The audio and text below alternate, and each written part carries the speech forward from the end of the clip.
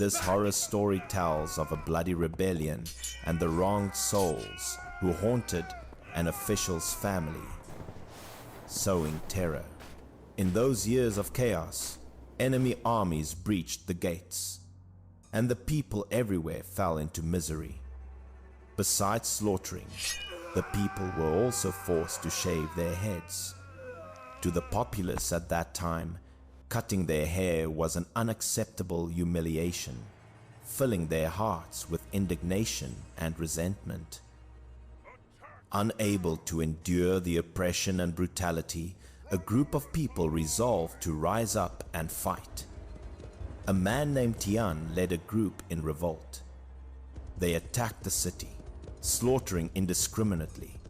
They especially targeted the families of the officials. No one was spared, all in revenge for the people who had been killed. Their hatred for those who had sold out the country for their own glory ran bone deep. They could not forgive those traitors who had bowed their heads and served the invaders. They tortured the traitors by using iron needles to pierce a hole in the top of their heads and then inserting pig bristles, an incredibly savage and cruel act. The number of people killed was truly countless.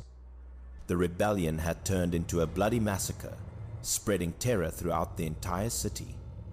In the end, however, they were all rounded up and captured by the government troops. Even so, they had inflicted countless casualties on the enemy army. There was an official named Wang. After the chaos of the war ended, he led his family back to their home, hoping everything had returned to peace. Arriving home, they found the entire estate piled high with corpses. Blood truly flowed like a river. He ordered his servants to quickly clear all the bodies away. The servants began the task of clearing the corpses, an incredibly grim and haunting job. Some fainted at the sight of the decaying bodies and the stench of putrefaction. Although they had already filled several carts, the number of bodies was still overwhelming, impossible to count. After dragging them all outside, they had to douse the grounds with water and scrub meticulously to clean away the bloodstains and the foul stench. However, the residence was no longer peaceful. When night fell, strange things began to happen, terrifying everyone in the household. At night, in the inner and outer courtyards, ghost lights would drift about. Their eerie green glow flickered in the darkness, creating an incredibly ghostly atmosphere. Along with this came the sound of wailing ghosts. The cries echoed in the dark, carrying a sorrow and desolation that terrified all who heard it. The official and his wife could not sleep. He began to grow angry, unable to tolerate this disturbance any longer. He threw on his robes, grabbed his sword, and went out the door to investigate. As he walked, he shouted threats at those strange, aggrieved souls. The official reached the main gate and had just pushed it open when the scene before him made him freeze in terror. The wailing souls outside were horrifying. He immediately regretted his actions.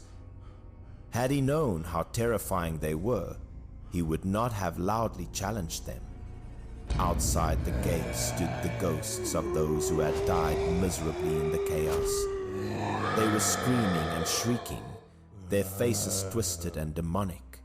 The official hurriedly slammed the gate shut before they could lunge at him, not daring to say another word. He did not want to face these ghosts again. From that day on, as soon as night fell, the sound of wailing ghosts would rise up from every corner of the official's residence. Everywhere, there were mournful cries demanding justice. And not just at night. Even during the day, those ghosts could be seen, constantly harassing the living. The ghosts could be seen all over the estate.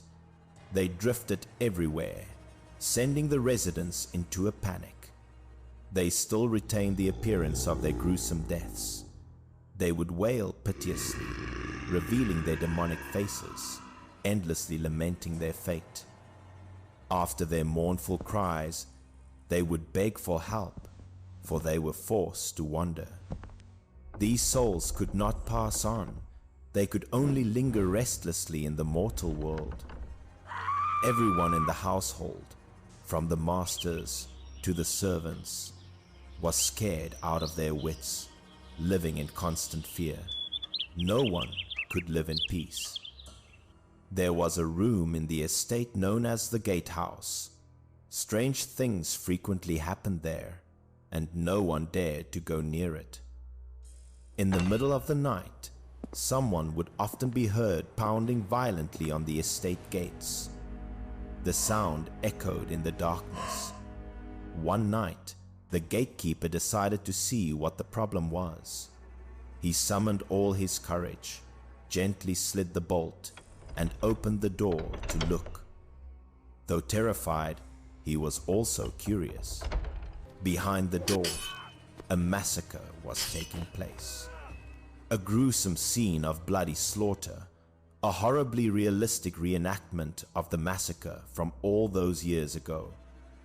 The gatekeeper saw countless people being brutally killed right before his eyes. Severed body parts were scattered everywhere. Overcome with terror, he could bear it no longer and fainted from fright. He had never in his life seen such a horrifying sight. After he collapsed to the ground, all fell silent outside the gate. Everything was plunged into a dreadful darkness and silence. After several days of this, the people in the residence truly could not take it anymore. They went to the official to beg him, hoping he had a solution. The official, too, could no longer endure the disturbances. For many nights, he had not had a moment's peace and was filled with rage. He summoned monks and Taoist priests to hold a great ritual of deliverance for the dead. He hoped this act would help the souls pass on and return peace to his home. The monks chanted sutras for many days. The sound echoed everywhere, carrying a solemn reverence, hoping to pacify the spirits. The servants used large cauldrons to cook rice. They wanted to prepare a sumptuous feast as an offering to the ghosts, praying for their swift deliverance. They arranged 100 portions of food in the courtyard. Each portion was carefully prepared, the aroma of the hot food rising invitingly. Everyone hid inside their rooms, not daring to go out. They didn't want to disturb the spirits, but they were also intensely curious to see what was happening. They peeked out through the cracks in their windows. The sight before them truly terrified everyone. In the courtyard, hundreds of ghosts were fighting over the food. They devoured everything like hungry ghouls. Among them was the gatekeeper, who had been unconscious for days. He, too, had become a ghost, fighting with the others for food. After eating his fill, the gatekeeper seemed to regain some strength. He slowly shambled back towards the gatehouse and disappeared. It turned out that ever since being frightened that night, he had fallen into a coma, unable to escape the horrifying nightmare. He suddenly woke up and announced that the ghosts had left and would no longer haunt them. That day, many people saw it. Columns of black smoke rising from the official's house and flying away, a sign that the wronged souls had departed. From that day on, the residence was no longer troubled by ghosts.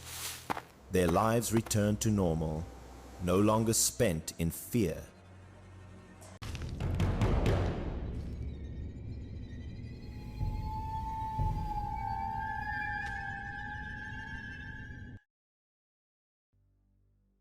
This strange story tells of an official who came from a wealthy family. His ancestors had left him a large estate, so his life was prosperous and worry-free. Before his parents passed away, they found him a virtuous wife. She was dedicated to taking care of her husband. Every night before bed, she would prepare water for him to soak his feet and tenderly ask if it was warm enough. The wife always gently cared for him, asking if he was tired, but the official spent his days carousing, finding life utterly bland and boring. Their marital life was harmonious until his wife became pregnant and they could no longer be intimate. Every day, she would see him off to work, reminding him to come home early, unaware that his heart had changed. He began to frequent brothels, falling for a beautiful courtesan. He quickly became deeply entangled in this extramarital affair. When his wife was 10 months pregnant, the time came for her to give birth. She endured extreme pain to deliver the baby. The midwife beside her continuously urged her to try harder. While his wife was struggling with the pain of childbirth, the official was passionately wrapped up with his mistress, the courtesan. His wife gave birth to a healthy baby boy. The delivery was extremely difficult, and she almost died from postpartum hemorrhage, but she fortunately survived the critical moment. Enchanted by the courtesan, the official listened to her instigations. She sweetly tempted him to elope, promising they would be together forever. Heeding her words, the official heartlessly abandoned his wife and child. He secretly gathered all the wealth and money in the house and hurriedly left in the dark of night. He and the courtesan got into a horse-drawn carriage, claiming they were going to his cousin's place 800 miles away, beginning their journey of escape. After many days of hardship, they finally arrived. The official thought he would now live a blissful fairy tale life with his mistress. But to his dismay, he had fallen into a clever trap, deceived by his mistress and her accomplices. It was all a play designed to seize his assets. All the gold and silver the official had brought with him was stolen, leaving him penniless in an instant. In a fierce struggle, he tried to reclaim his money, but the group of people beat him half to death, leaving him powerless to resist. The official was thrown onto the street, without a penny to his name, with no relatives in a foreign land. He was completely destitute. With nowhere else to go, he could only seek refuge in a dilapidated, abandoned temple to spend the night, his body both in pain and cold. In his hunger, cold, and pain, the official suddenly remembered his wife and young son at home. Regret and despair began to well up in his heart. His tears fell profusely, regretting the mistakes he had made. The official thought he was about to die in this desolate place and would never see his wife and son again. As he was drifting in and out of consciousness, he was startled to see someone walking into the abandoned temple. The figure looked very familiar in the dim light. He was astonished to recognize it as his wife, who should have been at home thousands of miles away. She appeared with an unusually calm expression. Seeing her husband in such a pathetic state, the wife did not scold him. She gently asked if he was hungry and brought him food. As the official ate the delicious food his wife had prepared, he couldn't help but burst into tears. Every tear was filled with regret and humiliation. The official knelt before his wife, repeatedly admitting his fault for being unfaithful to her and their child, cursing himself for being less than a man. The wife only listened quietly. The wife did not blame him. She only gently told him to get up, saying that a man's knees are worth gold and should not be knelt so easily before others. She also took out some money, saying that it was enough for his travel expenses to return home, hoping he would set off soon to reunite with his family. The official was very surprised, as he had taken all the money in the house with him. He didn't understand where his wife had gotten this money. The wife calmly explained that she had sold a few items from their home to get this money, all to help her husband return. He then wondered how she knew he was here, how she had traveled such a long distance, and who was at home taking care of their young child. The wife did not answer these questions. She only instructed her husband to take good care of their child after he returned, and that she had named their son Fu Kui. After giving her instructions, the wife's figure gradually faded into the air, leaving the official alone, desperately calling her name. The official woke up with a start as if from a nightmare, no longer seeing his wife. He thought everything that had just happened was just a dream. But when he looked down, he saw the plates of food and the money bags still there, leaving him completely bewildered and in a daze, not knowing what was real. Despite his many doubts, he took the money, hired a horse-drawn carriage, and began his journey home, his heart filled with turmoil. After many days on the road, the official finally arrived home. He stood at the door, calling his wife's name, hoping she would come out to greet him. But when he pushed the door open, he was met with a terrifying silence. No one came out to welcome him. The air in the house was unusually cold. The official walked into the bedroom, and the sight before him was truly horrifying. His wife had been dead for many days, her body cold and stiff, but their young son was still trying to breastfeed in her arms. The official embraced his wife's corpse and wailed tragically. He realized that it was her soul that had traveled thousands of miles to bring him money to return. He buried his wife, his heart broken and filled with deep regret. He knelt before her grave, holding his son in his arms, swearing to change his ways to atone for his mistakes. He raised his son alone, making him a decent man, to make up for his past mistakes. And from that day on, the official never remarried.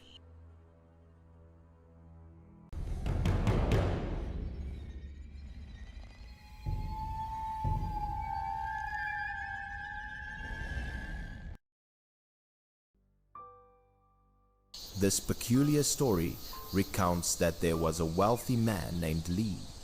His family owned thousands of acres of good land, making them one of the richest and most powerful families in the region.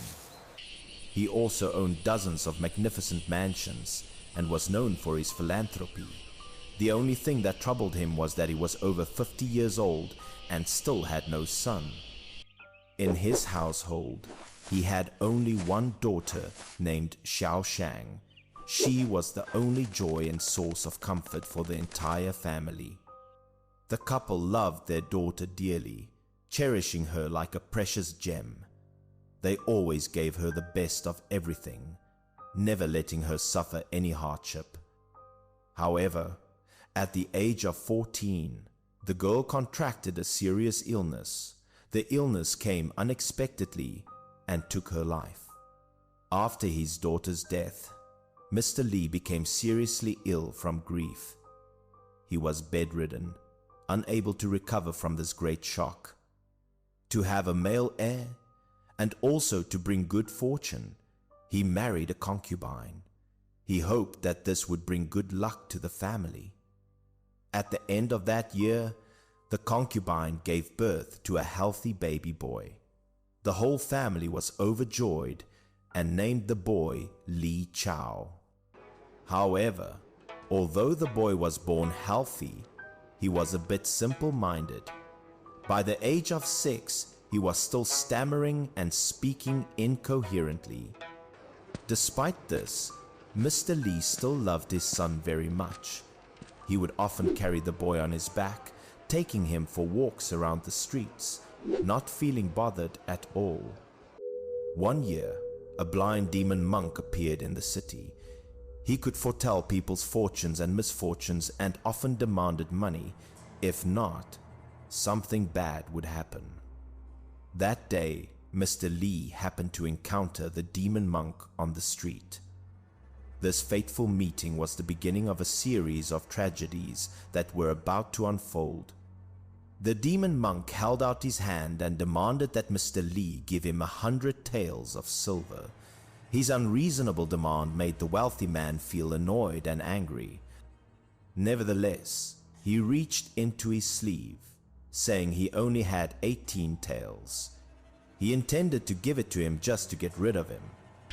However, the demon monk insisted on a full 100 taels, not a penny less. His arrogant attitude made Mr. Lee even angrier. After searching everywhere on him, he only had a total of 30 taels. However, the demon monk refused to accept it and still insisted on the full amount he had demanded. Seeing that the demon monk was being so unreasonable, the wealthy man Lee didn't bother to argue anymore. He simply waved his sleeve and walked away, not wanting to waste any more time with such a greedy person. The demon monk then shouted a threat. He yelled, warning Mr. Lee not to regret his decision, and then cast a malicious curse. As soon as the angry wealthy man Lee returned home, he heard the painful screams of his son, the boy Lee Chow. His wife ran out frantically, reporting that their son was not well. The boy was writhing on the bed in pain for no apparent reason. He was screaming tragically, unable to control his actions. Mr. Lee immediately knew that this was the demon monk's doing. He could not have imagined that he would act so cruelly and quickly. He quickly went to find the demon monk, begging him to spare his son. He pleaded desperately, hoping to save his only son. However, the demon monk was not moved. He pushed him aside and swaggered away, showing no pity or regret for what he had done. When he returned home, the boy Chow was no longer breathing. The couple embraced each other, sobbing uncontrollably, unable to accept this heartbreaking truth. After their period of mourning, filled with resentment, he wrote a formal complaint and sent it to the magistrate. He was determined to seek justice for his unfortunate son. The magistrate sent his men to arrest the demon monk. After a struggle, they finally managed to capture him, not giving him a chance to escape. The demon monk was escorted to the main hall of the Yamen. He would now face the punishment of the law for the crimes he had committed. When they searched the demon monk, they found a small coffin, 2 wooden figures, and 5 colorful flags. These were the items he used to perform his dark magic. The demon monk refused to reveal the purpose of those items. No matter how they interrogated him, he remained stubborn and would not say a word. The magistrate saw that his crimes were unforgivable and ordered him to be beaten to death. A wicked person like him did not deserve to live and should receive a just punishment. Although the demon monk was dead, his son could not be brought back to life. The pain of losing their son was still there, and the couple could not heal their broken hearts. Every night, the couple would embrace each other, sobbing in agony over their beloved son. That night, as they were sitting in their room, a boy suddenly walked in. His body was transparent. He was clearly not a living person. A very strange and frightening sight. After walking in, the boy profusely thanked Mr. Lee. He said that his father had walked too fast, and he had almost been unable to catch up with him. The boy's appearance made the couple scared and they recoiled. They didn't understand why a ghost would appear in their house at this time. He trembled as he asked if the boy was a human or a ghost, his heart filled with confusion. After asking, they learned his identity. The boy was one of the 2 wooden figures in the demon monk's bag. He was originally from another place and had been captured by the demon monk during a trip. When he was young, he had been enchanted by the demon monk's dark magic. He was turned into a tool to carry out his wicked schemes. He had been murdered, and his soul was locked in the wooden figure. The demon monk used his dark magic to control him, forcing him to harm people, a tragic fate. After the demon monk died, he was able to escape. He suddenly knelt down and offered to be adopted by Mr. Lee to repay him for helping him clear his name. In his astonishment, Mr. Lee also wanted to adopt the boy, but he was afraid that since he was a ghost, how could he adopt him as a son? Seeing that he was about to agree, the boy revealed a way. He said that if his parents allowed it, he could borrow the undecomposed body of the boy, Chow, to come back to life. They dug up their son's grave and covered it with a cloth. After that, they chose an auspicious hour to open the coffin, preparing for a very important ritual. In the coffin, the boy's body was still intact, like that of a living person. This made the soul swap much easier. The boy's soul then turned into a faint blue smoke. It quickly flew straight into the body of Li Chao, beginning the process of taking over the body. A moment later, Li Chao opened his eyes. A few days later, he could eat and walk around normally. A real miracle had happened. He was no longer simple-minded, but had become very intelligent. His change made the couple both happy and a little scared. In this way, 2 years passed, and the wealthy man Li suddenly contracted a serious illness. He was bedridden and might not recover. Although they invited many doctors and he took all kinds of medicine, his condition did not improve. The whole family was very worried and didn't know what to do. His son continuously knelt and kowtowed at the head and foot of the bed, muttering to himself. He said that his father had done good deeds all his life and begged the 2 figures to show mercy. He said that 2 evil demons were sitting at the head and foot of the bed. If he couldn't convince them to leave, his father would surely not recover. After his pleas had no effect, at dusk, he chased all the servants out. He talked to the air, and the door opened on its own. It seemed that someone had walked in. A moment later, he saw the person out, saying, "Thank you for your trouble. As long as my father recovers, that's all that matters." His mother was curious and asked what he was doing. He said that he had invited an expert to take the 2 evil demons away, and his father would get better soon. Sure enough, before long, Mr. Lee was able to sit up. After a few days of rest, he had fully recovered, and another miracle had happened. At the age of 18, Li Chao passed the imperial examination. However, at the age of 20, he contracted a skin disease, and his skin turned blue. To avoid punishment from the heavens, he no longer spoke to the ghosts of the underworld.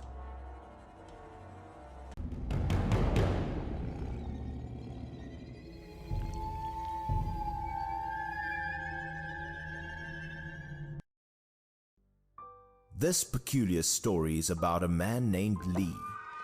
His family was not very wealthy, but they were well off and lived a peaceful, prosperous life. The family had a young son.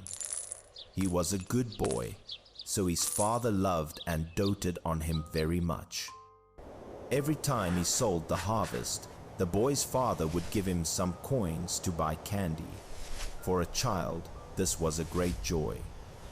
That day, the boy was holding the money his father gave him, happily running to buy candy. On the way, he suddenly saw a beggar lying on the ground, groaning. The beggar was kneeling on the ground, his head bowed, looking very pained. The boy went over and kindly asked if he was okay. When asked, the beggar said that his addiction to alcohol had relapsed. However, because he had no money, he couldn't buy any wine to drink. The boy was very generous and loved everyone. Seeing the beggar's pitiful state, he decided to help him without any hesitation. The boy used his candy money to buy wine. He ran to a nearby tavern, his heart filled with eagerness to help someone. With wine to drink, the beggar no longer felt uncomfortable. He tilted his head back and drank it voraciously, satisfying the craving that had tormented him for so long. The boy was very curious. He didn't understand why the strong, spicy wine could make people so infatuated, so he asked. The beggar held out his wine gourd to the boy and said that if he took a little taste, he would know immediately. The offer piqued the boy's curiosity. Out of curiosity, the boy took the wine gourd and took a sip. He had no idea that this action would completely change his life.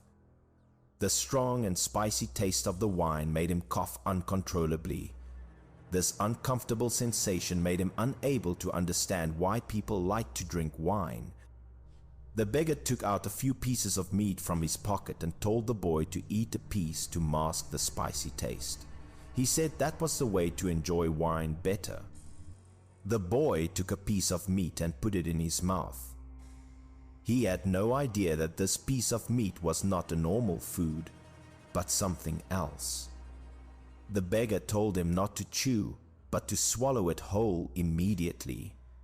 Listening to him, the boy swallowed the meat in one gulp without any suspicion.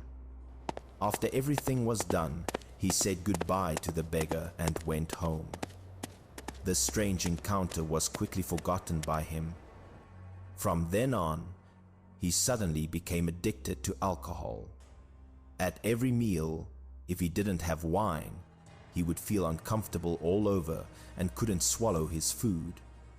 In this way, he drank wine for more than 10 years. His alcohol addiction became more and more serious, and he could not give it up. By the time he was in his 20s, he had become an obese man. At every meal, he had to drink a whole jar of wine to satisfy his craving. Although he was addicted to alcohol, he still married a virtuous wife. The family's wealth did not decrease but grew more and more, and they lived a very prosperous life. One day, a foreign monk came to visit their house. His appearance brought a major turning point to the young man's life. The monk said that there was a tongue bug in his stomach. It was this bug that made him addicted to wine and able to drink a lot without getting drunk, which was very strange. The monk said that he had a way to remove the tongue bug from the young man's body. If he did that, he would be able to return to being a normal person. Seeing her husband become more and more obese also worried his wife. She told her husband what the monk had said, hoping he would agree to the treatment. He reluctantly agreed. According to the monk's instructions, he lay down on a wooden bed in the courtyard, and they tied his hands and feet tightly so he couldn't move. Before long, he felt very thirsty. He wanted to drink the delicious wine that was hanging above his head, but he couldn't reach it. After a while of struggling, he felt something wiggling in his stomach. His throat also itched, a very uncomfortable and scary feeling. A large red lump of flesh wiggled and slowly crawled out of his mouth. This horrifying sight made everyone shudder. The lump of flesh flew straight to the wine jar. It landed on the mouth of the jar, as if it was very eager to taste the delicious wine. It wiggled and slowly crawled into the wine jar. This scene was very bizarre and scary, and it was something that the witnesses would never forget. The monk seized the opportunity and put the lid on the wine jar. He had successfully captured the tongue bug, freeing the young man from his addiction. He ordered them to untie him and told him to go and look. He was still in shock after witnessing the horrifying scene. He saw that half of the wine in the jar had been drunk. The lump of flesh even had eyebrows and eyes. It looked very ugly and gruesome, not a normal creature. To repay him, he gave the monk a lot of money. He thought that the monk had saved his life, completely unaware of the truth behind it. He saw the monk off at the gate, his heart filled with gratitude. However, he did not know that he had also seen off his life's good fortune. From then on, he saw wine as his enemy. Just smelling it made him nauseous. His weight also quickly dropped, and he became very thin. Along with his weight, his family's wealth also began to decline. In just 2 years, all his assets were gone, and his life became difficult. In the end, he was left with only a few barren fields to farm and make a living. His life had completely changed and was no longer what it used to be. Some people said that the thing the beggar gave him that year was a prosperity bug, not a tongue bug. Having lost the bug, he could only live a life of poverty.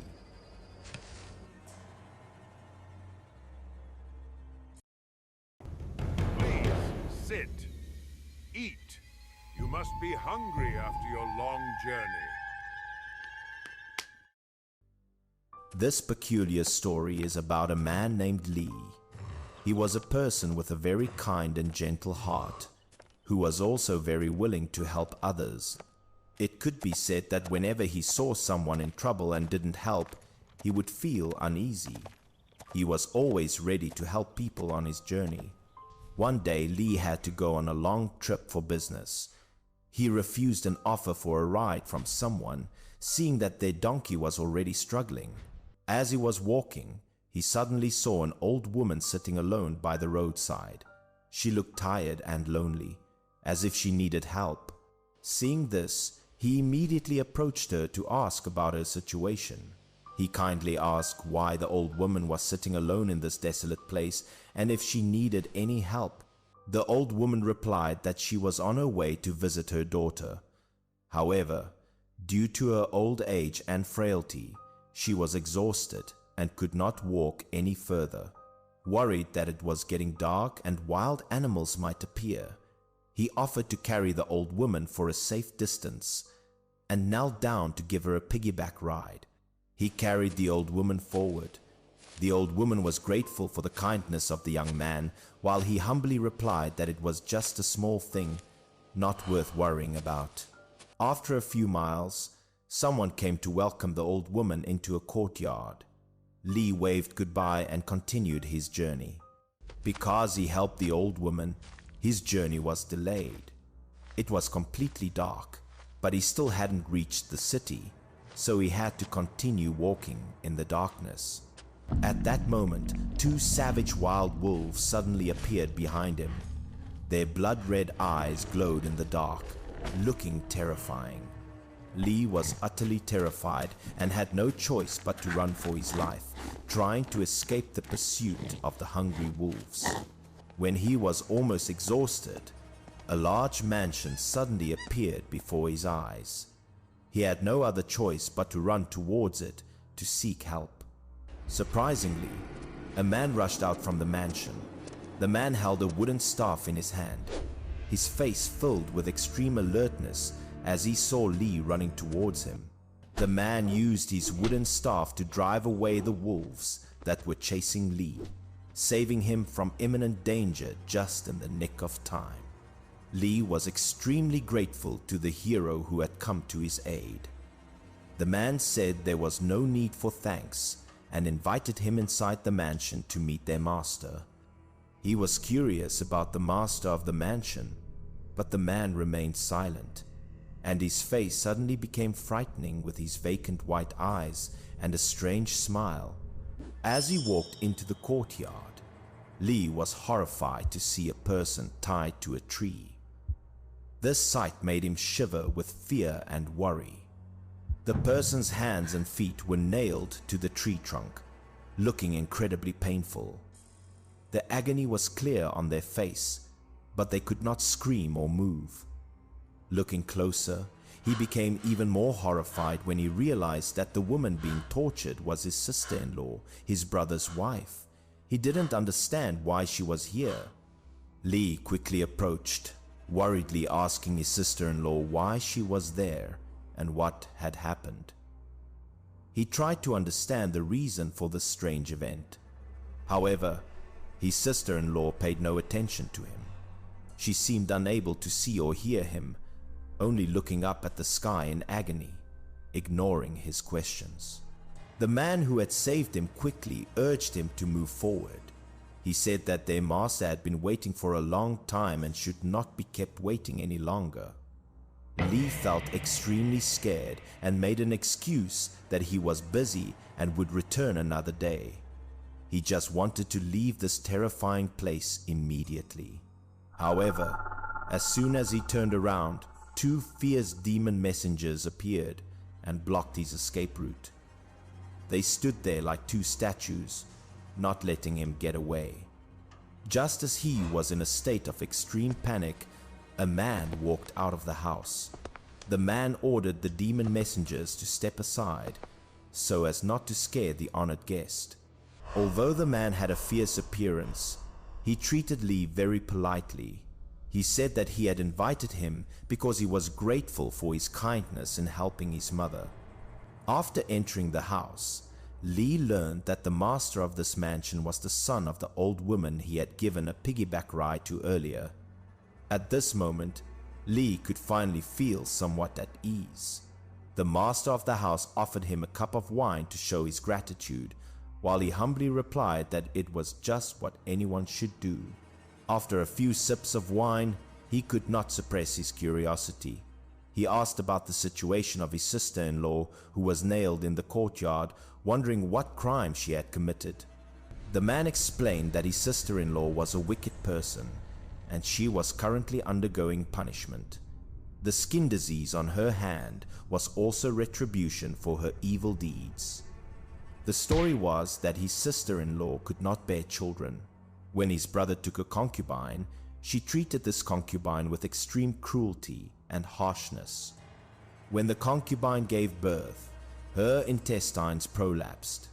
The brother was overjoyed to have a child and had no idea of the cruel plot that was about to be carried out against his wife. Using the excuse of visiting her, the sister-in-law approached the concubine's bed. She secretly hid a needle in her hand, preparing to carry out her wicked act. She used a small needle to stab the concubine's prolapsed intestines.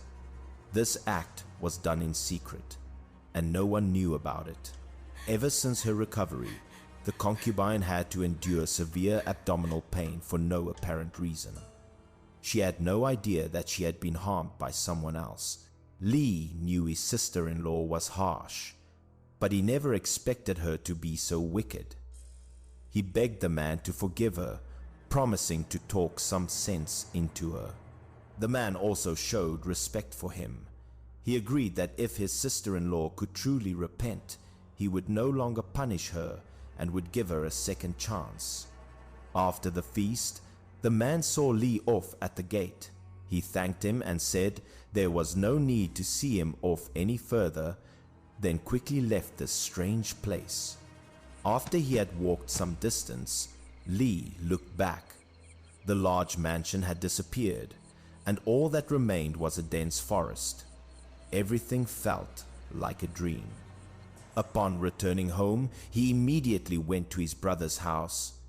Before he could even step through the door, he heard his sister-in-law inside viciously scolding the concubine. It turned out that his sister-in-law's skin disease on her hand had relapsed. She was in so much pain that she was taking her anger out on the innocent concubine next to her. Lee walked in and shouted at her loudly. He warned his sister-in-law that if she did not start living a virtuous life, she would have to endure this pain forever, and it would never end. However, his sister-in-law not only ignored his advice but also yelled back at him. She said that it was not his place to teach her how to live. Lee then exposed all of her evil deeds. He said that the gods knew about her act of stabbing the concubine with a needle, and the illness on her hand was her retribution. Upon hearing this, his sister-in-law's face changed. As she heard him recount what he had seen in the mansion, she became even more frightened and restless. From then on, she truly began to change. She diligently chanted scriptures and performed good deeds. The illness on her hand slowly subsided and eventually healed completely. When the concubine gave birth to her second child, she found a skilled doctor to remove the needle from her intestines. From then on, the two women lived harmoniously together. Later, Lee had the opportunity to visit the capital. When he saw the statue of the King of Hell in a temple, he finally realized who the person who had invited him that day was.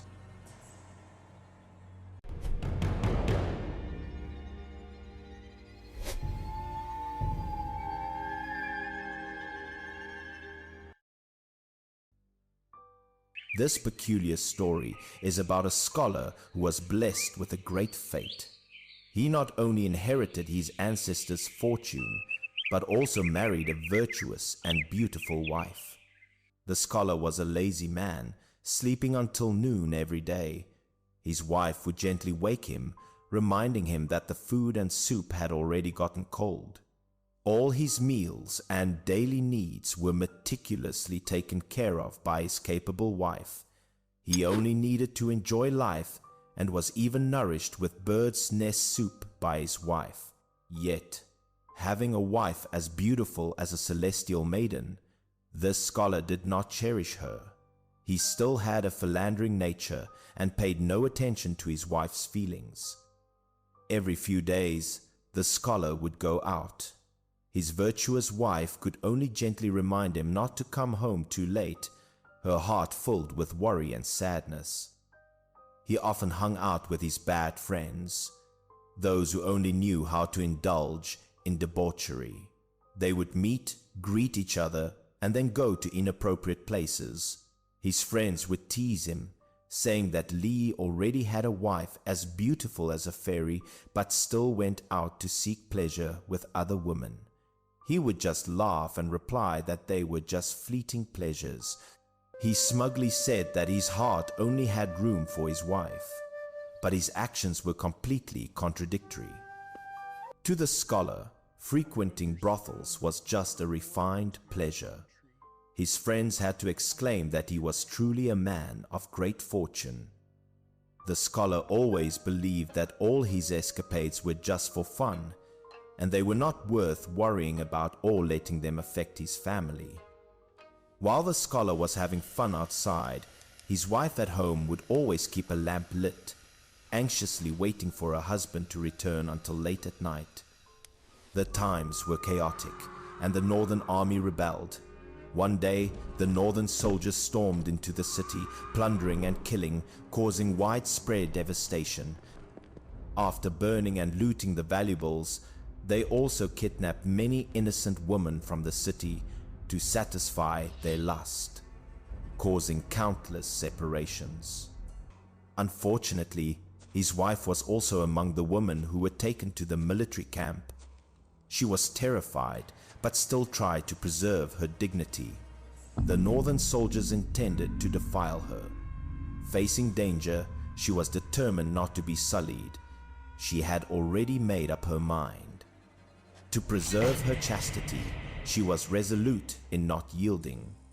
She took the sword from a soldier's waist and decisively took her own life, choosing death to protect her honor. Her body was thrown by the inhumane soldiers into a pile of corpses by the roadside. She died alone and unjustly amidst the chaos of war. When the scholar returned home and did not see his wife, he immediately knew she had been taken away. He frantically called her name in vain, his heart breaking. He cried and ran everywhere to search for his wife. Under the dim moonlight, his sorrowful calls echoed in the quiet night. Finally, amidst a pile of cold bodies, the scholar found his wife. She lay there motionless, her face still showing traces of terror and pain. The scholar painfully held his wife's body, trying to shake her awake, but it was all too late. She had passed away forever, leaving him alone with his deep regret. In his extreme agony, the scholar held his wife in his arms and swore to the gods and demons of heaven and earth that he would never be unfaithful again, vowing to be with only her for the rest of his life. He silently carried his wife's body back home. Now, his heart was filled with only pain, regret, and ultimate loneliness. Every day, he carefully washed and cared for his wife's body. At the same time, he continuously prayed to the gods and demons, hoping his wife could come back to life. More than 2 months passed, and a miracle happened. His wife actually came back to life, weakly calling out her husband's name. The scholar's prayers had been answered. The scholar was overjoyed. Finally, after days of praying and waiting in despair, his beloved wife had truly awakened. The couple embraced, sobbing uncontrollably. This moment of reunion erased all the pain and separation, leaving only boundless happiness. Keeping his vow, the scholar no longer frequented brothels. Every day, he stayed by his wife's side, caring for her and keeping her company, living a peaceful life. 2 years passed, and their life was happy, but his wife had no children. She was worried and suggested that her husband take a concubine to continue the family line. The scholar adamantly refused. He said that he had sworn to the gods and demons that he would not marry anyone else besides her, and he would not break his vow. Seeing her husband's resolve, his wife had no other choice. She tossed and turned, and a plan for a win-win situation came to her mind. So, she came up with a plan. She chose a beautiful maid.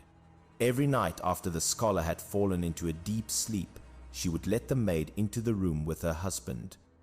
The maid would take her place and be with the scholar while he was sound asleep, completely unaware. Everything happened in absolute secrecy. After the maid became pregnant, the wife took her to her parents' hometown to rest, to prevent the scholar from discovering the shocking truth. Thanks to this plan, the maid gave birth to a son and a daughter for the scholar. Whenever the wife went to visit, the children would happily run out to greet their sister. More than a decade later, the wife fell seriously ill. Before she passed away, she called the scholar to her bedside, deciding to reveal the secret she had kept for so long. She weakly said that he actually had children to continue the family line. She recounted the entire story, instructed him to be good to the maid and the children, then peacefully closed her eyes. The maid and the 2 children entered the room. They didn't know about the secret from years ago. They only knew that this was the man their mother had told them to recognize as their father. The 2 children and the maid knelt, calling the scholar father and master. The 3 of them didn't understand why the mistress had arranged things this way. The scholar was completely confused about what was happening. He looked at his deceased wife, then at the people before him, his mind in a state of chaos. The maid then recounted the entire story from years ago, about how the mistress had swapped her into the room every night to help the scholar have children to continue the family line. The scholar was now stunned and awakened to the truth. He screamed in despair, realizing that all this time he had unintentionally broken his vow to the gods and demons. As soon as he realized the harsh truth, the scholar suddenly felt a sharp pain in his chest. His vow had come to pass, and the punishment of the deities had been delivered. He collapsed next to his wife's bed. After a period of thrashing, he took his last breath, following his beloved wife, keeping his vow until the very end. The maid buried the couple next to each other. Although the ending was tragic, the scholar had been a wayward man who turned over a new leaf, a man of great loyalty and virtue.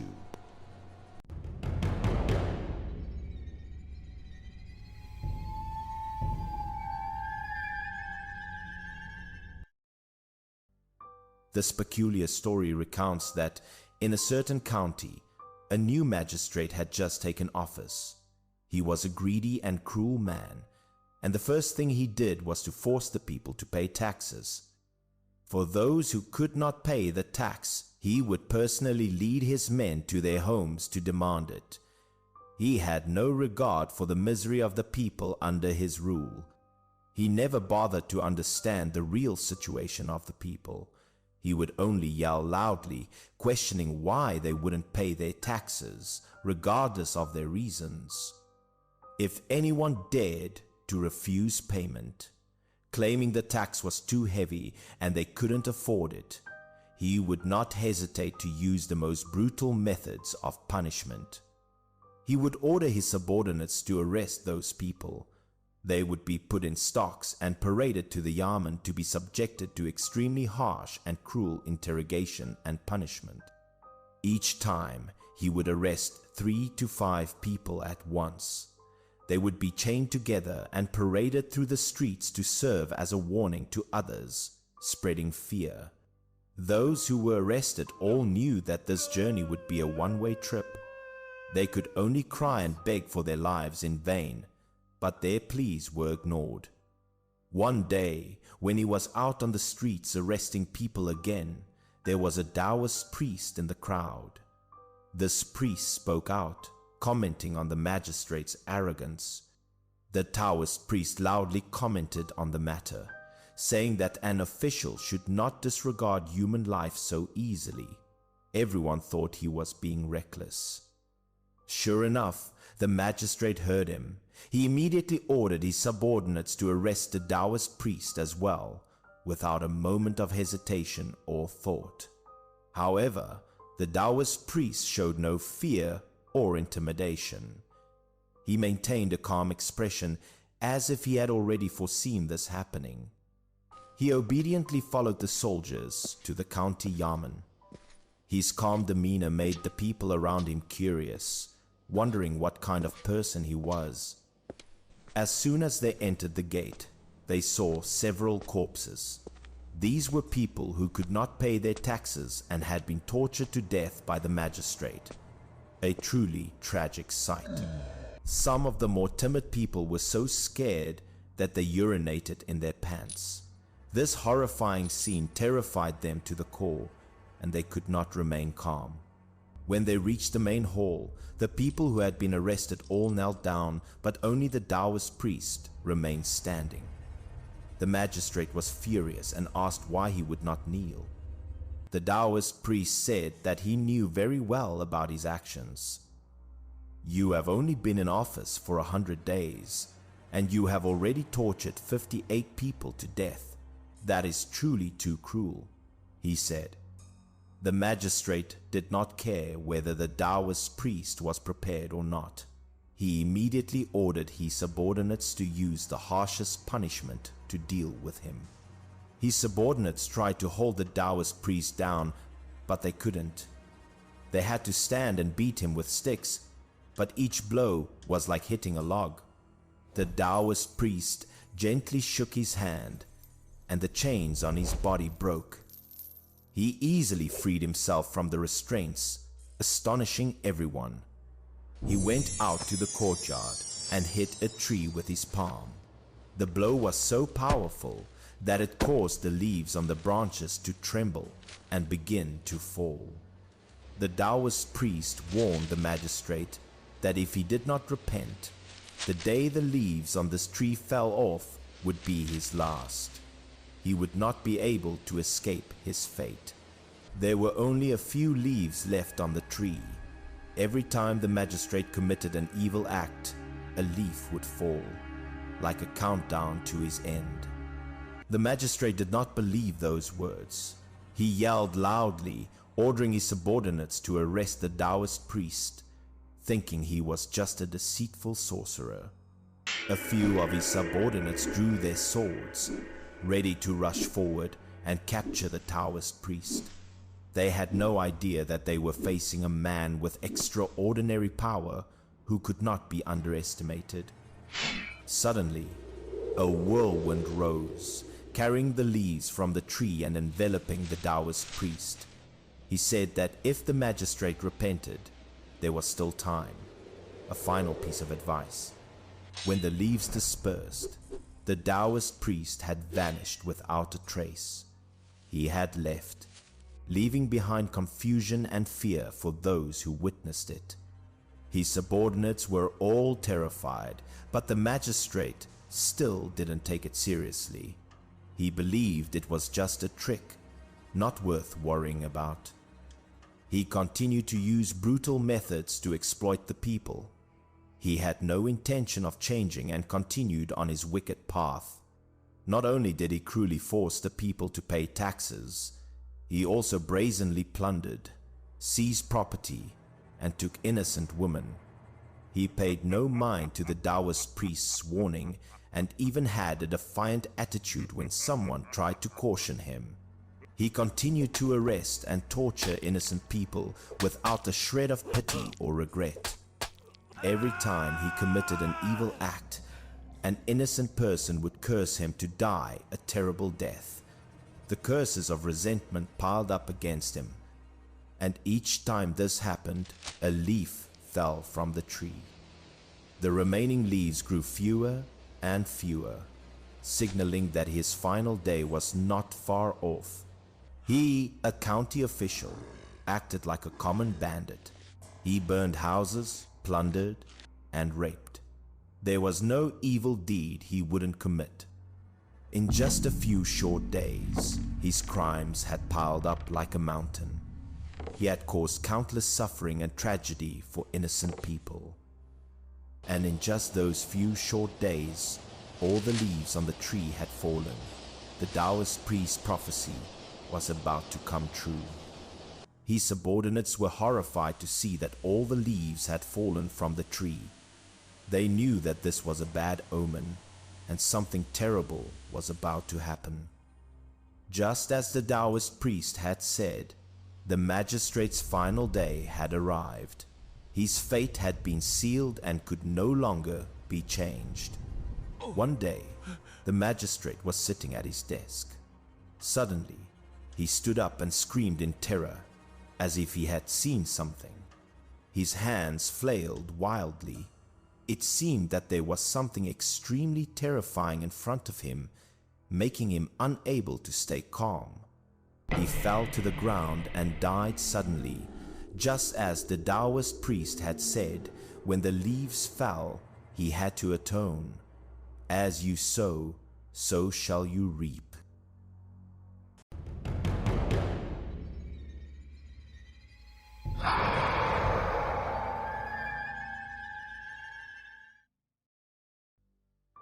This peculiar story tells of a high-ranking official.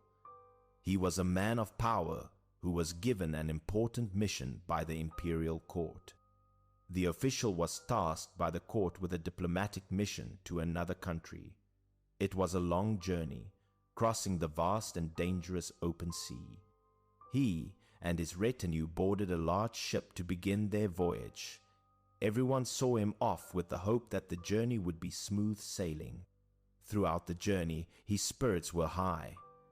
The large ship sliced through the waves, sailing for many days on the vast, wide sea.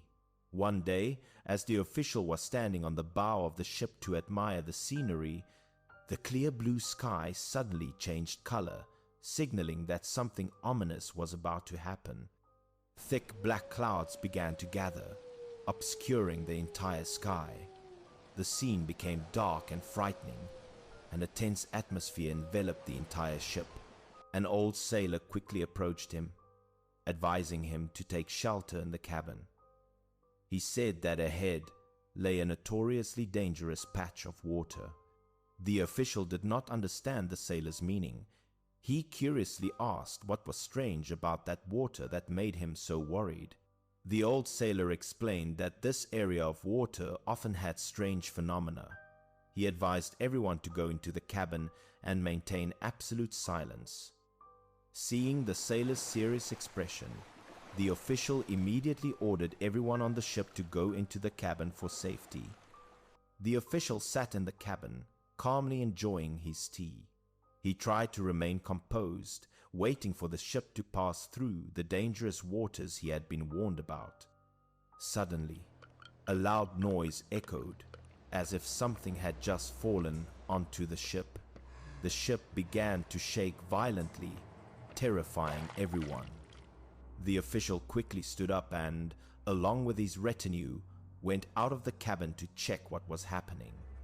He wanted to find the cause of the shaking. As soon as he stepped out of the cabin door, the sight before him terrified him and those with him. An unbelievable thing had appeared right before their eyes. A gigantic dragon was lying motionless on the bow of the ship. Its entire body was soaking wet, and it looked very tired and exhausted from some battle. Hearing the noise, the giant dragon startled awake.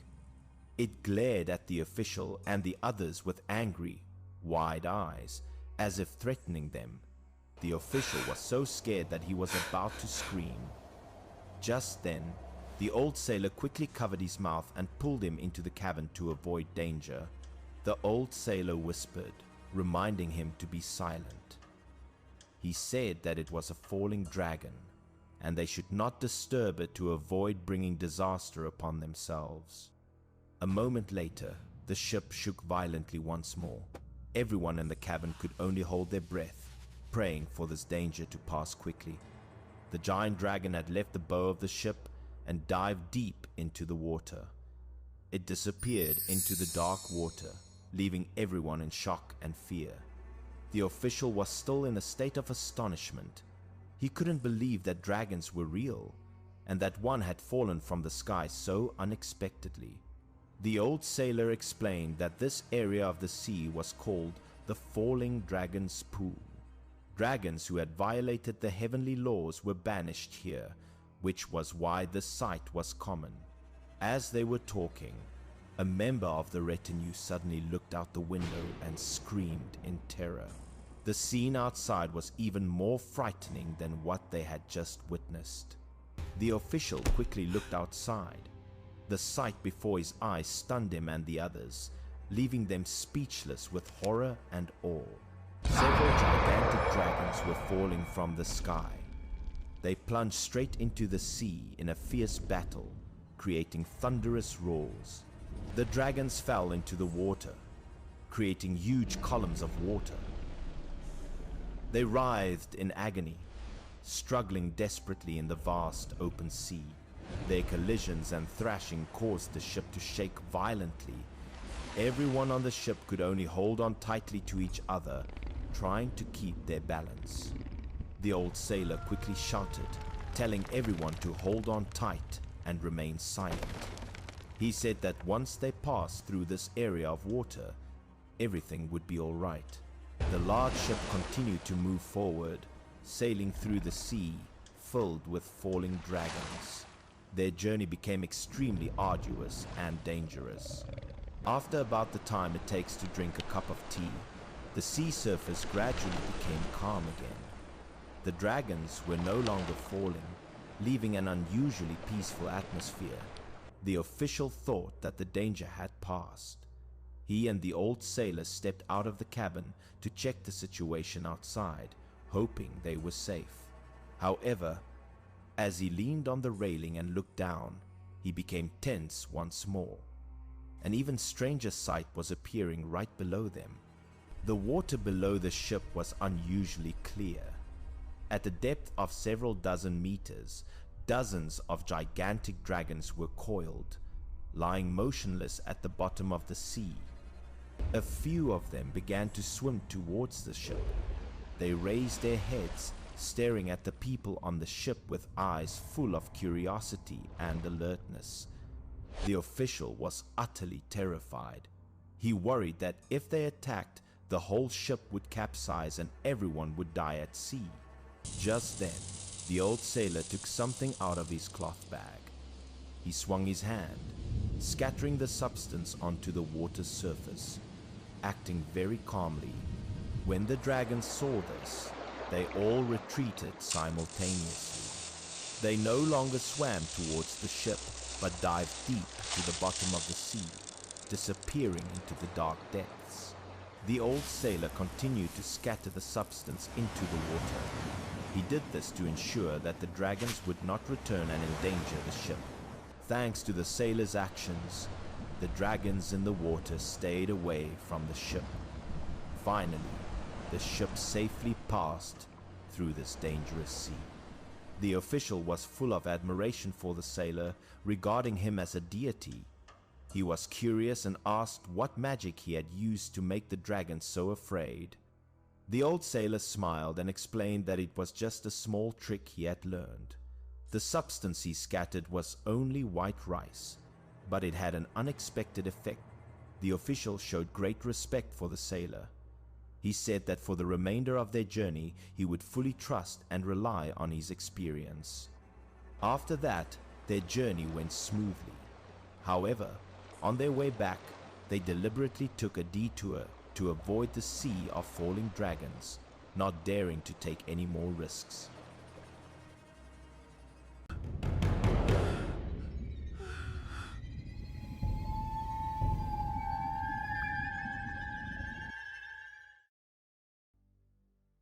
This strange tale tells of a young woman who had a bizarre encounter, gave birth to a divine child, and the many ups and downs of her life. Shu was an ordinary girl. She lived a simple and quiet life. She was 16 years old. At this age, most girls in the village were already married, but Shu was not. She was an incredibly hard-working person, toiling day after day without complaint. That day, she went to the riverbank to wash clothes. From a distance, she saw a clump of vibrant green moss slithering through the water like a snake. As it passed by her feet, it snatched away a piece of clothing. This surprise startled and frightened her. Shu immediately dove into the water to retrieve it. She didn't want to let her clothes be washed away. She reached out and, luckily, managed to grab the clothing. She thought the incident was over, with nothing more to worry about. However, the clump of moss had wrapped itself tightly around her leg. It had no intention of letting go and only tightened its grip. It then crept up her leg and pulled her under the water. She could not resist its strength and could only struggle. After pulling Shu under, it moved over her body like a living creature. The sensation made her shudder. Itchy and terrified, Shu thrashed about. She wanted to escape the moss's grasp but was completely powerless. After a moment, just as she thought she could no longer breathe, the moss pushed her back up to the surface. She had nearly drowned. The clump of moss swam away like a snake. After it left, Shu remained deeply haunted by the incident. Shu returned home in a daze. She had no idea that this strange encounter would completely change her life. After that day, her belly began to grow larger. Her mother, seeing this, was worried but also questioned her, asking if she had been secretly seeing a man. Shu told her mother the strange story of what had happened at the riverbank. She wept, not wanting her mother to misunderstand her. After carrying the child in secret for 10 months, Shu gave birth to a baby boy. A tiny new life had entered the world, bringing hope and joy to the family. The boy looked bright and lovely. His birth brought Shu an immense joy that made her forget all her previous sorrows. To keep others from seeing him and gossiping, Shu, though she couldn't bear it, had no choice but to hide the boy in a cabinet. The boy gradually grew up. Until he was 7 or 8 years old, he had never once been outside. One day, the boy said that he was grown and it was time for him to go out and explore the world. He insisted that he wanted to live a free life, to roam the world and become a great hero. As soon as he finished speaking, he jumped down and walked out the door. His mother quickly chased after him, frantic with worry, begging him to come back and not to speak such nonsense. But his mind was made up. He promised he would return one day to arrange her funeral rites, and that he would keep his word. Before leaving, he gave her one more instruction. He said that if she ever wanted anything, or if the house lacked anything, she just had to go to the cabinet that had raised him, and she would receive it. The moment the boy stepped out the door, he transformed into a great gust of wind. The wind carried him far away, leaving no trace. Her son was gone. He had left, leaving an immense, inconsolable emptiness in his mother's heart. After that day, he never returned, leaving Shu and her mother to rely on one another, their lives filled with hardship. Their family situation grew worse, and they were hit by a bad harvest. With not a single grain of rice in the house to cook, the two women were in despair.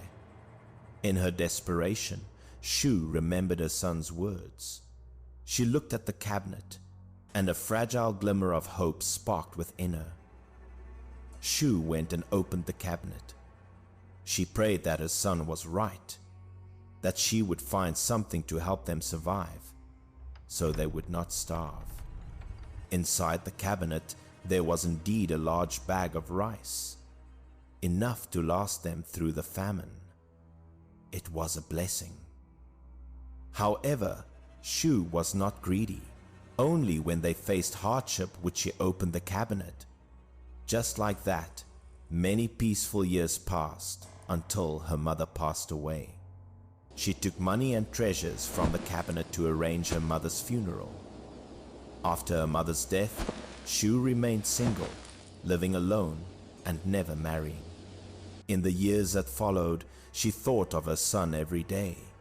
Shu was an old woman now, and her only wish was to see her son again after so many years, a deep and painful longing.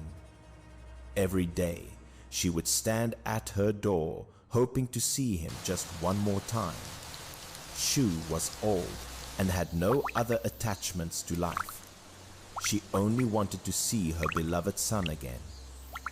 But no matter how long she waited, she could not see him. The longing for her son made her grow frail, with no vitality left. Until the day she died.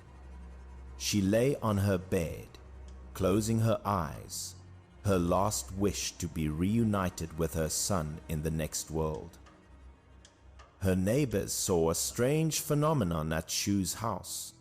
It was an incredibly bizarre and wondrous sight that could not be explained. A 7-colored cloud had enveloped her roof. According to folklore, this was an incredibly auspicious omen. This house was clearly not ordinary. Feeling something strange, they went inside to look. Shu was dressed in her finest clothes, sitting cross-legged, a smile on her face, but she had already passed away. The kind-hearted neighbors were preparing to help with her funeral rites when, suddenly, a handsome young man appeared, riding on a cloud.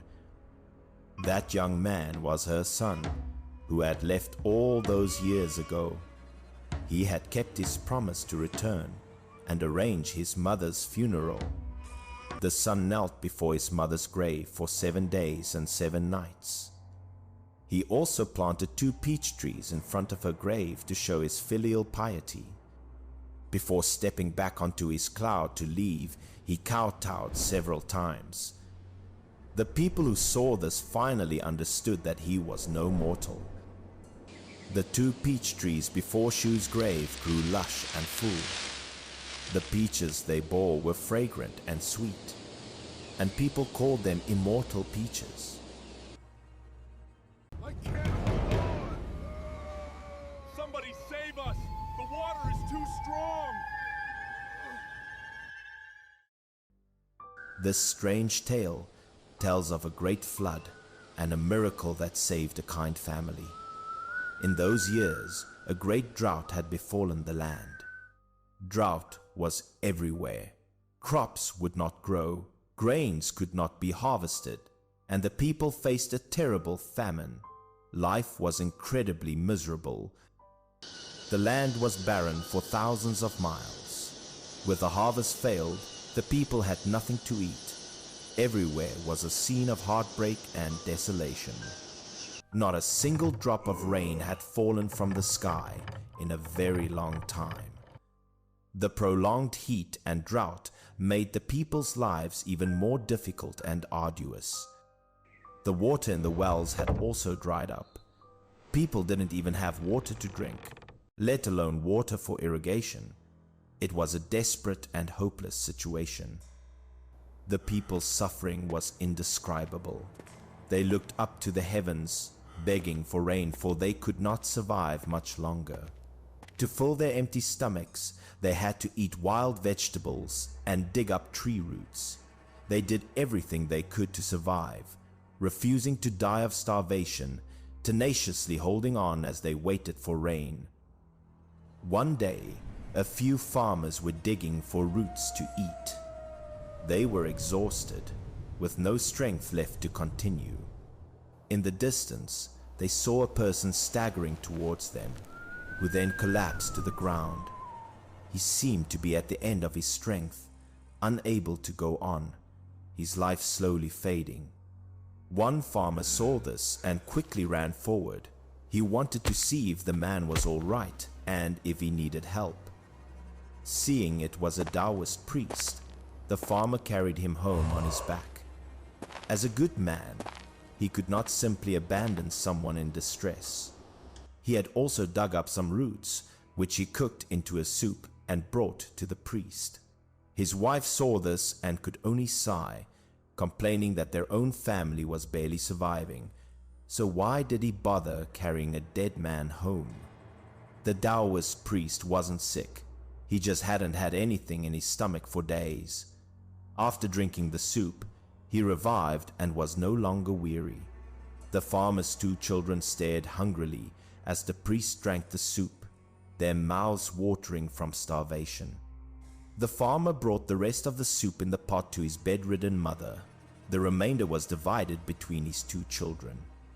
The priest rested for half a day and recovered his strength. He no longer felt tired and could walk normally. He saw that the farmer was an incredibly compassionate man who would starve himself to save others, and who also never forgot his filial piety or his duty as a father. The 2 talked. The priest said he was traveling through the region when he met with disaster, and he sincerely thanked the farmer for saving his life. The farmer then asked the priest to consult the heavens for him. He was anxious to know when this disaster would finally pass. The priest was hesitant at first, but finally spoke. He said that this was a matter that should not be spoken of, but because the farmer had saved his life, he would reveal a heavenly secret. The priest accepted the risk of divine punishment. He said he would rather be punished by the heavens than not tell his benefactor, as repayment for the kindness. He told the farmer that the drought was only the beginning. Soon there would be a flood, a disaster even more terrifying than the drought. And he told the farmer when the flood would come. He said, "When you see 2 oxen fighting at the foot of the mountain, you must take your entire family and flee up the mountain to safety. Before leaving, the priest drew a talisman on the farmer's house. He said it could protect the entire family. Then he stood up and departed. He had fulfilled his duty and had no more attachments, only hoping the farmer would believe his words. Half a month later, the farmer went up the mountain to gather firewood. He saw 2 oxen fighting at the foot of the mountain, just as the priest had said. The farmer remembered the priest's words and was terrified. He knew a great flood was coming and that he had to act immediately. There was no time to delay. He rushed back to the village to warn the villagers, "A flood is coming." He hoped they would believe him and go up the mountain together to escape. But after so many days of drought without even a drop of rain, what he said was too absurd. Who would believe a flood was coming? The priest had warned him not to tell others. But the farmer couldn't bear to let the villagers die, so he risked breaking the taboo. He yelled at every person he saw. He knocked on every door. He tried his best to convince the villagers, hoping they would believe him. But absolutely no one believed him. Everyone thought he had gone crazy and wasn't worth listening to or trusting. They couldn't believe someone would spread such ridiculous rumors and looked at him with annoyance.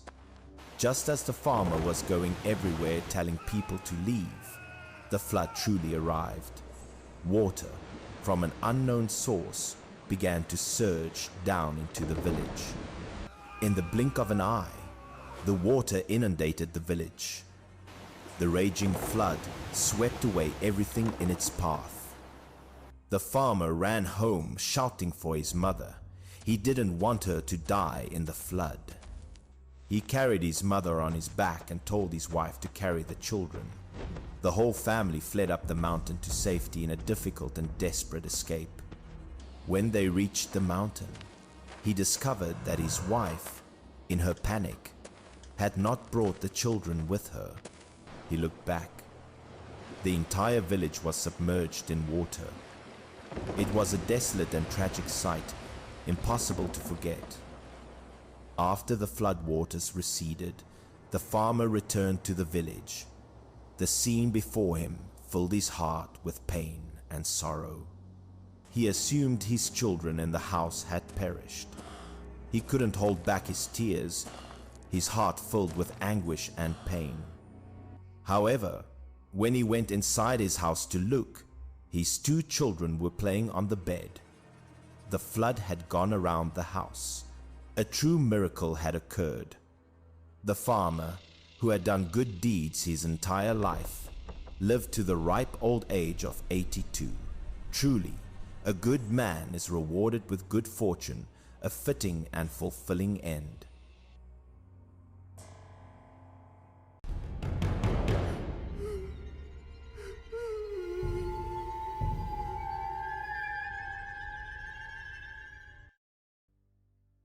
This peculiar story is about a poor family living in a simple thatched cottage.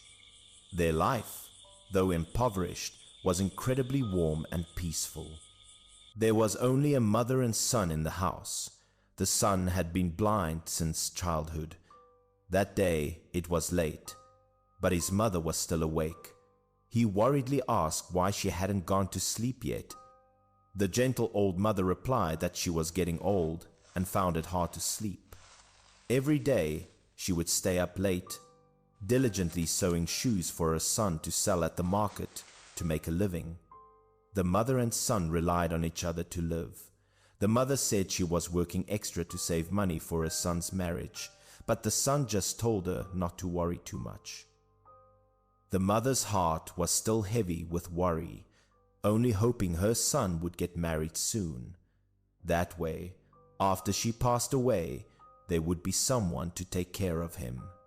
The son jokingly said that she would live to be 100, and she laughed, saying she would become a goblin if that were true. The 2 of them loved each other very much. Although they weren't rich, the mother and son were always happy and filial. The mother urged her son to go to bed early so he would have the strength to wake up early for the market. Every morning, the son would wake up early, push a cart loaded with the fabric shoes his mother had made, and take them to the market to sell, hoping to earn a little money to get by. The shoes his mother made were simple, but the stitches were very firm, and they were comfortable and durable. Therefore, his stall was never short of customers. And so, day after day, the son diligently sold his goods. He would always happily thank his customers and tell them to come back and support him next time. Until one day, the son packed up his stall and returned home. He happily called out to his mother, announcing that he was home after a hard day of selling at the market. He saw his mother lying on the bed, covered up completely with a blanket. She just called out that the rice was warm on the stove and told him to get it himself. He thought his mother was sick, so he worriedly asked how she was. He wanted to know if she was feeling unwell anywhere. His mother replied that she was fine, just a little tired, and wanted to go to bed early. She urged her son to eat dinner and then go to rest. The son listened to his mother. After eating and cleaning up, he also went to bed. The small house fell into the quiet darkness. But in the middle of the night, he heard a sound. He saw his mother had sat up, continuing her work of sewing shoes by the faint moonlight outside the window. His mother said that she had slept too much during the day and couldn't sleep now. She again urged her son to go to sleep so he could wake up early the next day. Early the next morning, he prepared to go to the market again. He greeted his mother, but she was still lying on the bed, not getting up to see him off as she usually did. At the market, he, as usual, cheerfully advertised the shoes his mother made, inviting people to come and see the skillful craftsmanship and quality of the products. While he was calling out to customers, a female customer picked up a pair of shoes and frowned in displeasure. She complained that she didn't understand why the shoes had a strange, foul smell. It wasn't just one person. Many customers that day said the same thing. They suspected these were old shoes that someone had worn before. But oddly, the smell was not like foot odor. He also held a shoe up to his nose to smell. He noticed a faint, foul smell wafting up, but he couldn't determine where it was coming from. Just as he was in a state of confusion, a Taoist priest walking by spoke to him. He asserted that the foul smell coming from the shoes was the smell of a corpse. The Taoist priest asked who had made these shoes. The son was still in a daze and could only stammer that his mother had made them. Upon hearing this, the Taoist priest sighed and said that his mother had probably passed away many days ago, because only the deceased would leave a corpse's scent on objects. The son was furious at this, thinking the Taoist priest was talking nonsense. He shouted that his mother was still at home, so how could he curse her like that? The Taoist priest was not angry. He calmly advised him to calm down. He asked him to think if his mother had shown any unusual behavior lately. Although he didn't say it out loud, his heart sank. He remembered his mother's strange actions over the past few days and began to feel a sense of dread.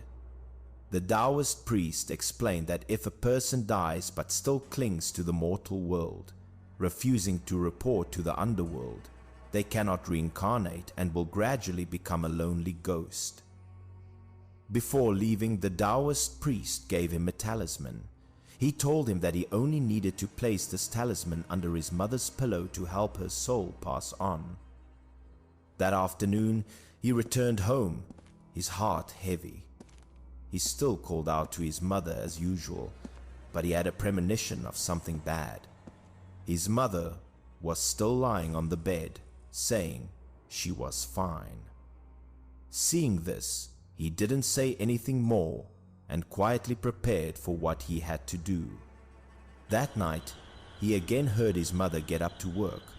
The house was in darkness, with only the rustling sound of the needle and thread echoing steadily. He also got up and asked his mother why she couldn't sleep. He realized his mother was working in the dark without lighting a single lamp. He pretended to ask why she didn't light a lamp to make it brighter. He knew that the dead don't need light, but he still asked to confirm the truth. At this moment, the son burst into tears.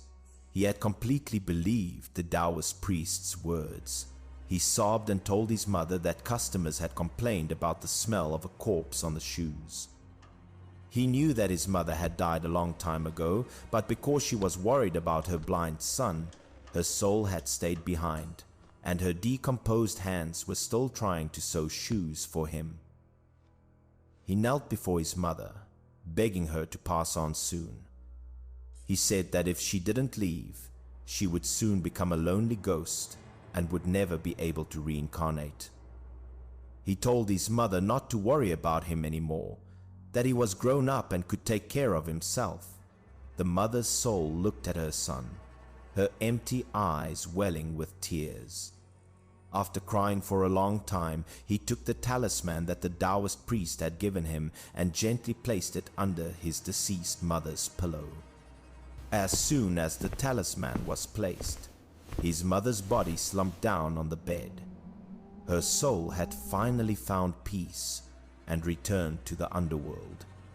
After burying his mother, he continued his shoemaking trade. He married a virtuous wife and had a healthy son. His mother, in the afterlife, could now rest in peace.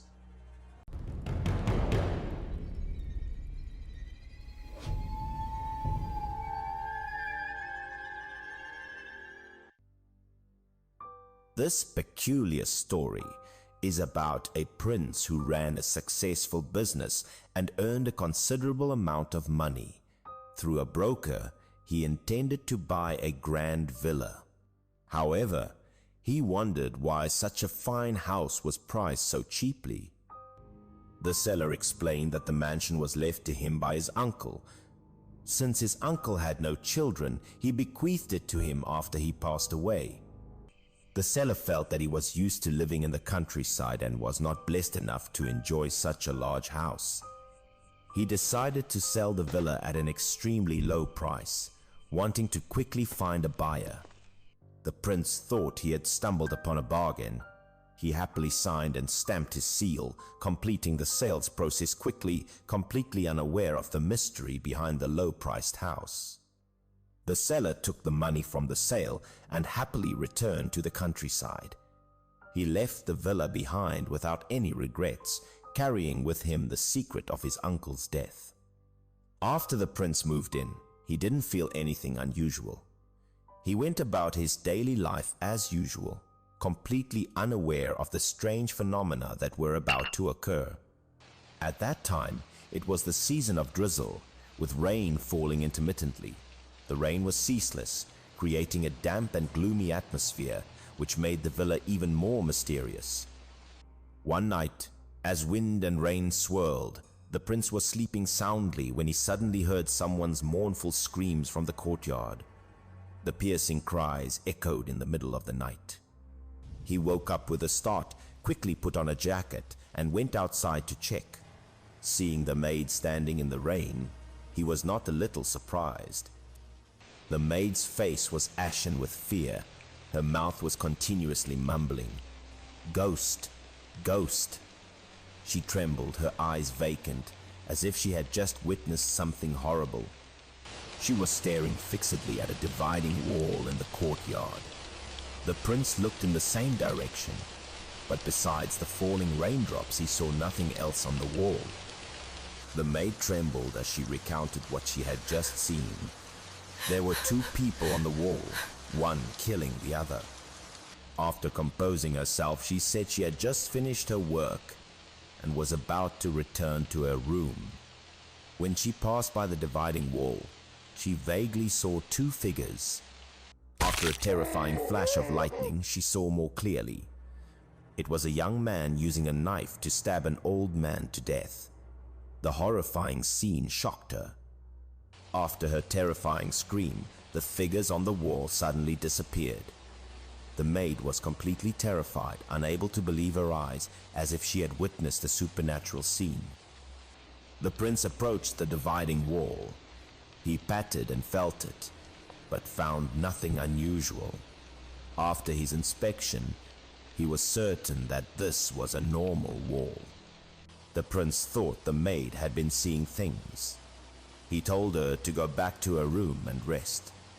The maid obeyed and quietly returned to her room. 3 days later, it was another rainy and windy night. The dark night and the sound of drizzling rain enveloped the villa, signaling that another strange event was about to happen. The prince woke up, needing to use the restroom.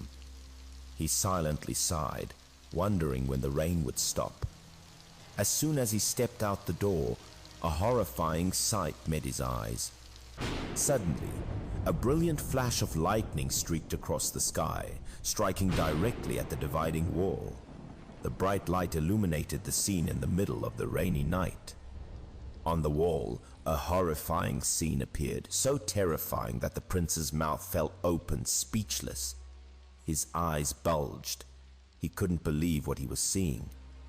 Just as the maid had described, a young man was stabbing an old man to death with a knife. The bloody and brutal scene was clearly visible on the wall, like a horror film.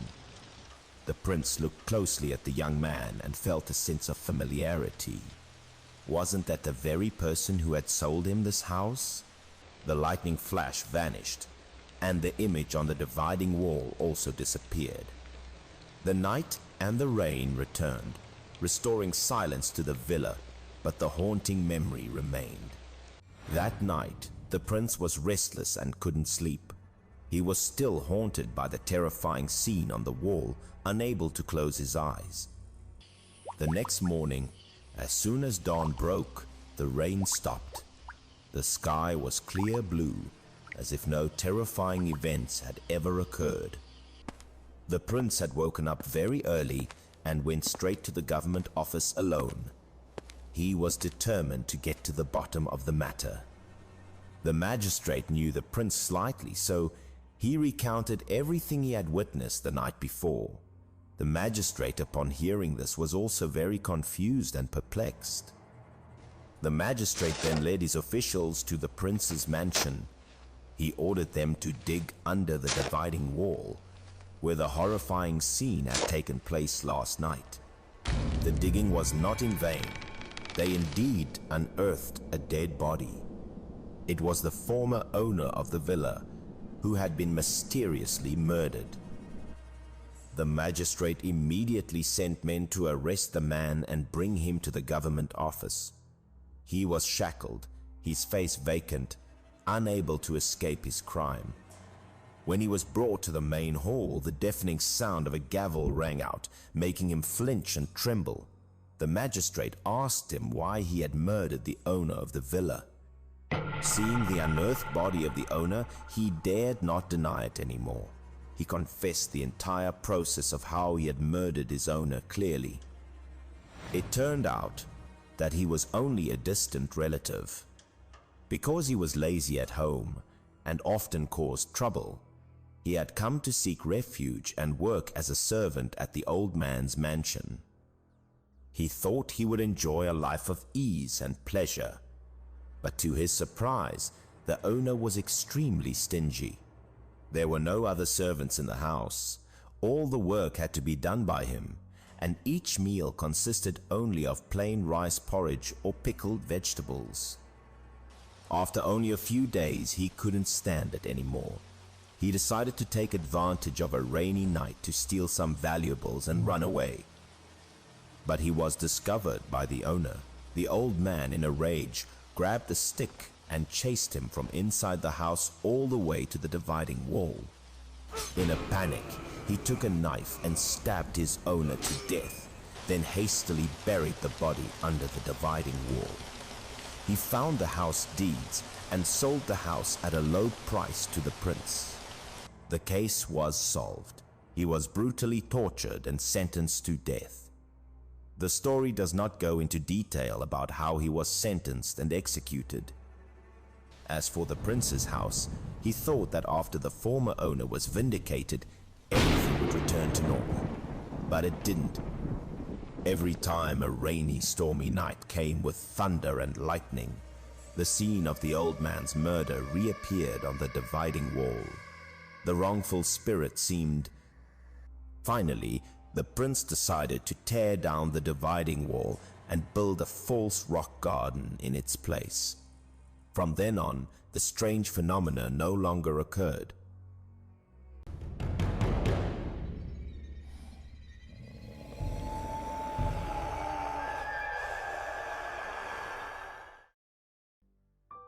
This peculiar story is about a scholar. He was a man of profound knowledge, with a literary talent famous throughout the region, and was respected by everyone. It can be said that he was a very well-educated and talented person. Everyone praised his poetic and literary talent. There was no one who didn't know about it. In his home, he also had a virtuous wife. One day, while they were eating, his wife called his name a few times, but he just sat there silently without answering. Feeling that something was strange, his wife approached him. She saw that her husband's complexion kept changing, turning from green to white, as if something was wrong with him. Suddenly, he covered his face with his hand and screamed. His strange behavior made his wife very confused and scared. From then on, no matter what he did, he would always cover his face and say, Because of this, the couple's life was completely turned upside down. A healthy, educated man suddenly became crazy and confused. His friends all thought that he might have become homosexual and was no longer a normal person. Once, when the scholar was lucid, his wife asked him why he had become like this. She said to him in agony that she couldn't take it anymore. The scholar said that there was always a woman in a black dress following him. Sometimes she would possess him, which made him feel a bit feminine. She would grab his hand to cover his face, forcing him to act like a gentle, demure lady. This had become a psychological trauma for him. Even though he didn't want to, he couldn't escape it. The scholar's wife then went to a famous monk to ask for help. She hoped that he could save her husband from this calamity. The monk agreed to help her find out the truth. He told her not to worry too much and that he would go to the underworld to find out what was going on. After that, the monk sat down cross-legged, closed his eyes, and entered a state of meditation. He was traveling to the underworld to find the answer to the strange event. After about 15 minutes, he opened his eyes. He recounted the reason why the scholar had fallen into this misfortune, a secret that had been buried for a long time. It turned out that in his previous life, the scholar was the handmaiden of the woman in the black dress. This was a master-servant relationship that had been predetermined from their previous lives. The woman in the black dress had feelings for a scholar. She would often sneak out at night to bring food to the person she loved. One day, as she was leaving, she saw her handmaiden and a few neighbors talking about something. Seeing their mistress go out, they secretly laughed, which was very suspicious. They gossiped behind her back that she was shameless, sneaking out every night to meet the scholar. Their words were filled with mockery and contempt. She felt incredibly ashamed and humiliated. The rumors from everyone made her feel that she had no face left to show anyone. Because she could not bear this humiliation, she chose to die to free herself. Returning to her room, she hanged herself. After her death, because of her resentment, She went to the underworld to file a complaint. She could not accept such an unjust death. The underworld authorities allowed her to find her handmaiden, who had reincarnated, to punish her. This was retribution for what she had caused in her previous life. The monk told the wife to invite monks to perform a ritual to help the girl's soul find peace. That was the only way to save her husband. The wife returned home and followed the instructions. She invited monks to chant scriptures and perform a ritual for 3 days, hoping to resolve this tragic karma. The scholar's condition indeed returned to normal. He was no longer haunted by the ghost, and the couple's life returned to normal.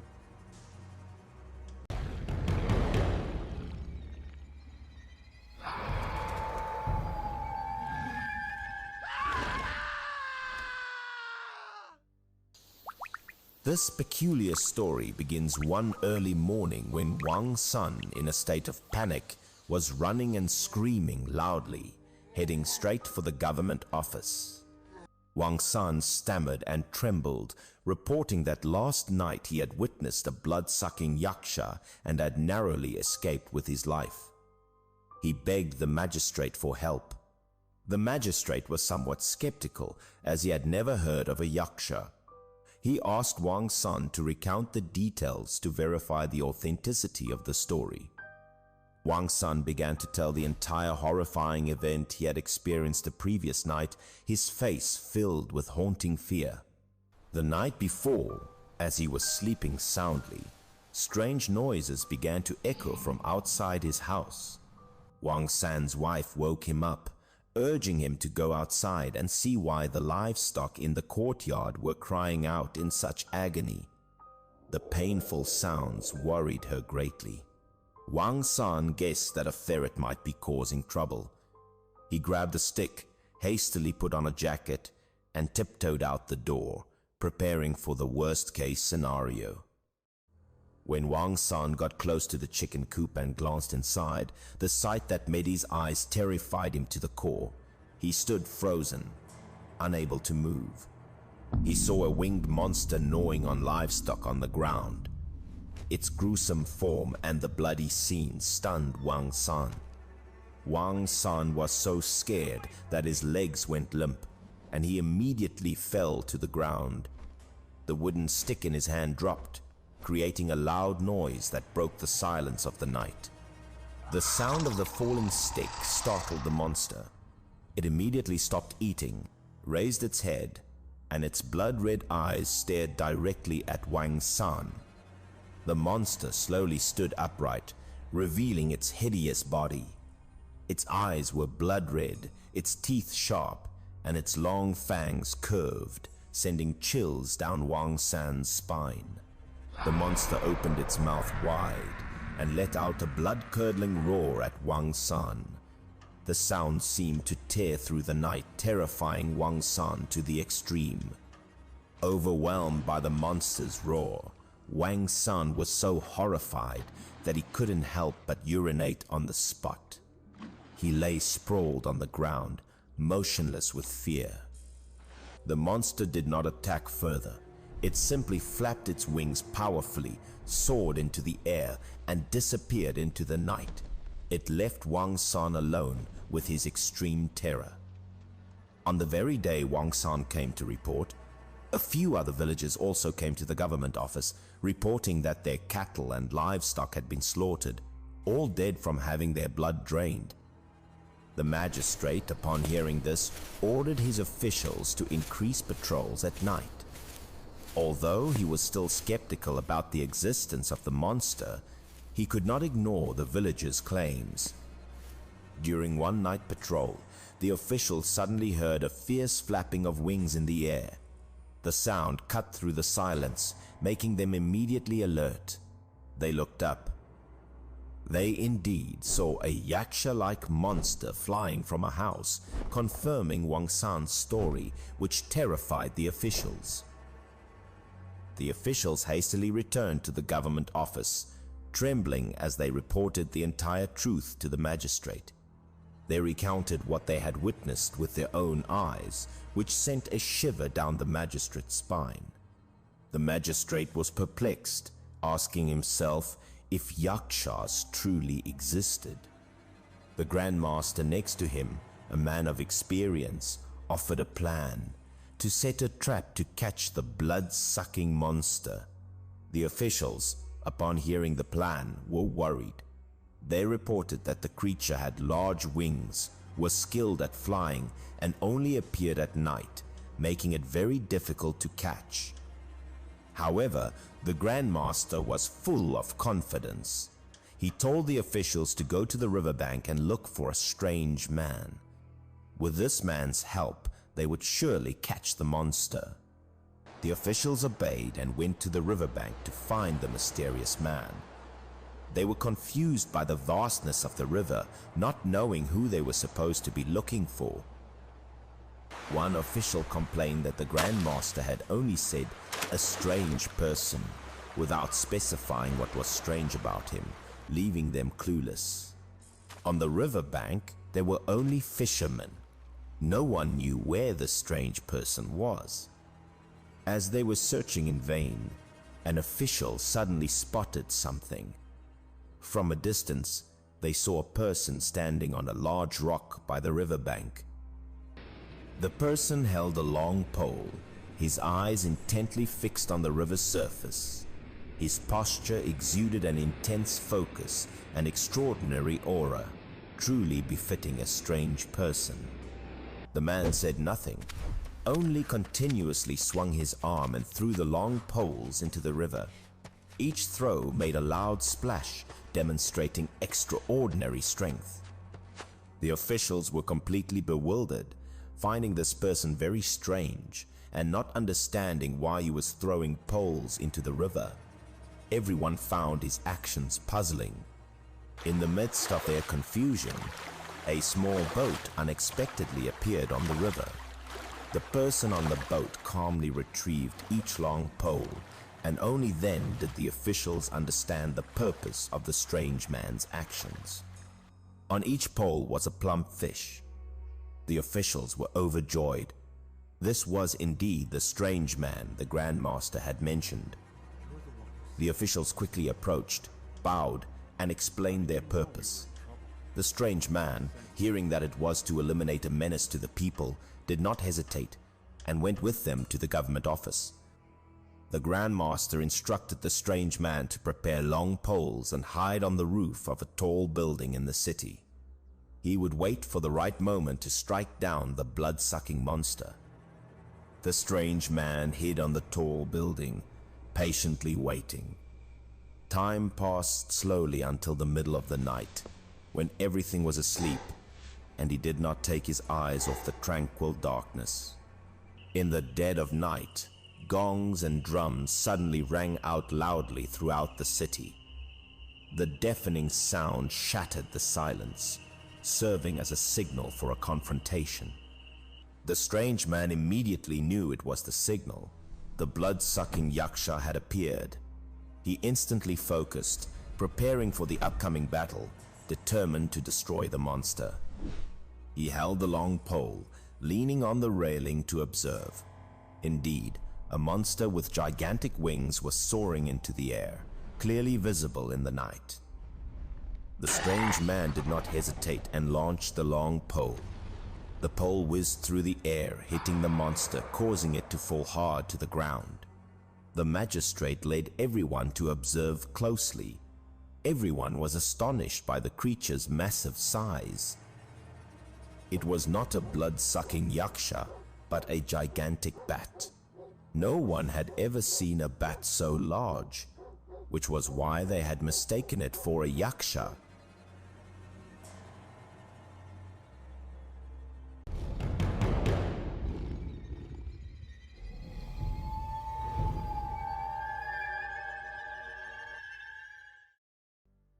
This peculiar story begins in an ancient temple. During the day, the incense here was very prosperous, attracting many villagers and followers who came to worship and pray. However, at night, the temple gates were tightly locked. The monks all had to go down the mountain to stay, as it was rumored that monsters often appeared in the temple at night. One day, a goat herder was herding his flock past there. Because there was no place to stay, and he was afraid that his flock of goats would be attacked by wild animals, he was very worried. He then went down the mountain and sought help from the monks. He hoped that he could stay in the temple for the night to avoid wild animals. The monks originally disagreed. However, the goat herder pleaded 3 times, saying that he was not afraid of monsters and only needed a place to stay, so they agreed. The goat herder herded his flock of goats into the temple. The goats slept in the courtyard, while he went into an empty room to rest for the night. In the middle of the night, he suddenly heard the goats crying out in agony. The sound echoed in the quiet night, which made him feel uneasy. He thought that a wild animal had sneaked into the temple. He grabbed his leather whip and quickly went outside to check the situation, to protect his flock of goats. When he pushed the door open to look, he was scared pale. The sight before him was something he could not believe. It was very scary and gruesome. He saw a human-like monster, with its entire body covered in green hair. It was in the courtyard, viciously biting his flock of goats, a brutal sight. The green-haired monster saw the goat herder and let out a roar. Its face was very frightening, with sharp fangs and vacant eyes. The goat herder was scared and retreated a few steps. He could not believe that he had encountered such a scary monster. He was utterly horrified. To save his life, he swung his leather whip and lashed it hard at the green-haired monster. He had no other choice but to fight for his life. The whip left a large wound on the green-haired monster's body. The wound hissed and gave off black smoke, a very bizarre and frightening sight. The goat herder was about to lash it again when the green-haired monster knocked the whip out of his hand. He no longer had any weapon to fight it.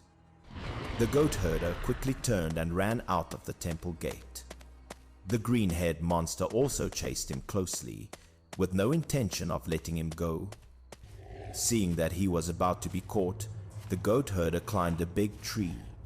He hoped that this would help him escape the monster's pursuit. The green-haired monster could not climb the tree.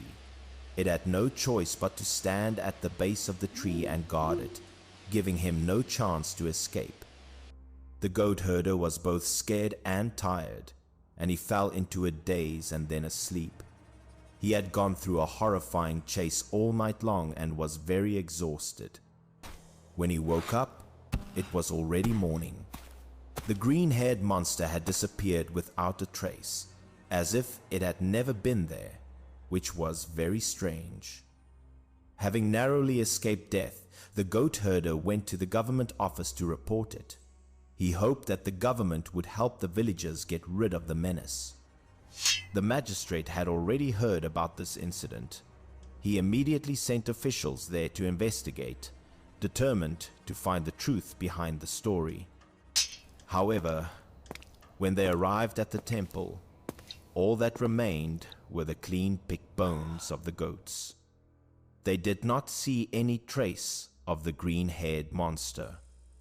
After a while of searching, in the backyard, they discovered a corner of a wall that was giving off black smoke. A person pointed to it and told everyone to go and look. In the corner of the wall, there was a burial mound that led straight underground. The black smoke was coming from inside it, which was very suspicious and mysterious. The magistrate ordered the officials to dig down. They wanted to see what was inside and if it was the hiding place of the green-haired monster. At a depth of 3 feet underground, they dug up a coffin. Inside was a body that was covered in green hair, which was very frightening. The magistrate confirmed that it was the one causing all the trouble. He then ordered it to be cremated on the spot to get rid of the future menace without delay. To compensate and thank the goat herder, the temple and the government office gave him some money. This gift could help him get by. The goat herder bought more goats and herded them back to his hometown. The horrifying adventure had ended, but the memories would haunt him forever.